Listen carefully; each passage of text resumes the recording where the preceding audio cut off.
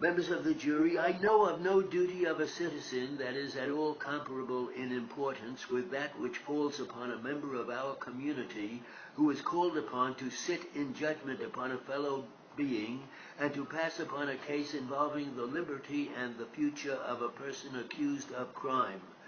Although this trial has lasted almost a week and considerable testimony has been taken, nevertheless the fundamental issues of fact to be determined by you are extremely simple.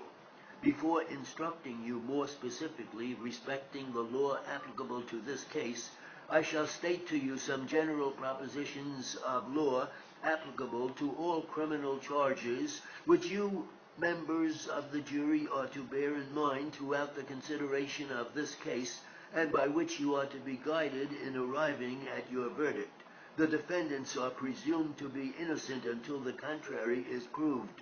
The effect of the presumption of innocence is to cast upon the people the duty of coming forward with evidence to prove the guilt of the defendants. The people have the burden of overcoming that presumption. They have the burden of establishing the guilt of the defendants beyond a reasonable doubt. If you have a reasonable doubt as to whether their guilt is satisfactorily shown, you must give them the benefit of it and acquit them.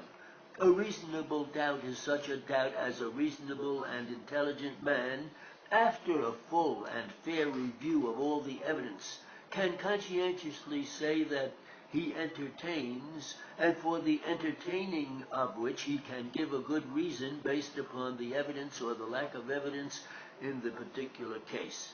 It is such a doubt that you cannot conscientiously say that you are satisfied to a moral certainty that the defendants are the persons who committed the crime charged in the indictment. You are the sole judges of the credibility of the witnesses, and if you believe that any witness has willfully testified falsely to any material fact, you must disregard the testimony that you believe to be exaggerated, colored, biased, or willfully perverted. You are the exclusive judges of all questions of fact. It is my duty to state to you all matters of law that are necessary for your guidance in reaching your verdict. It is for you to say what conclusions of fact you will draw from the evidence. It is for me to tell you what are the legal consequences of the facts that may be found. You are bound to receive, as law, whatever is declared by the court, and for the purpose of arriving at a verdict, you are to apply the facts as you find them to the law as I stated to you.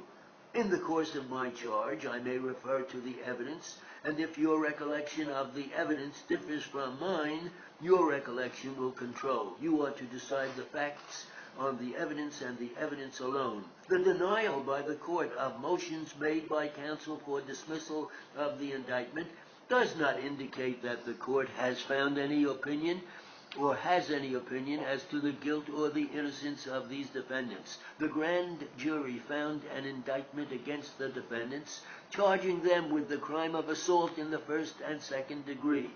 Upon motion of counsel, which was consented to by the district attorney, the first count of the indictment was withdrawn from your consideration, so that now the charge as submitted to you is that of assault in the second degree.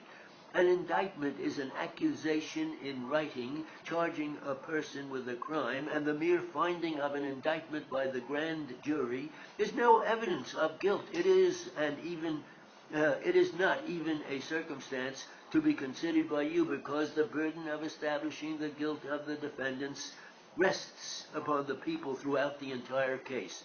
It is alleged in the indictment that on the 12th of August 2008, with force and arms, the defendants willfully, feloniously, and wrongfully made an assault upon Wells with a weapon which the defendants held in their right hands, and that they did feloniously, willfully beat and wrongfully inflict grievous bodily harm upon him, and that they struck him, causing bruises, lacerations, and other bodily harm.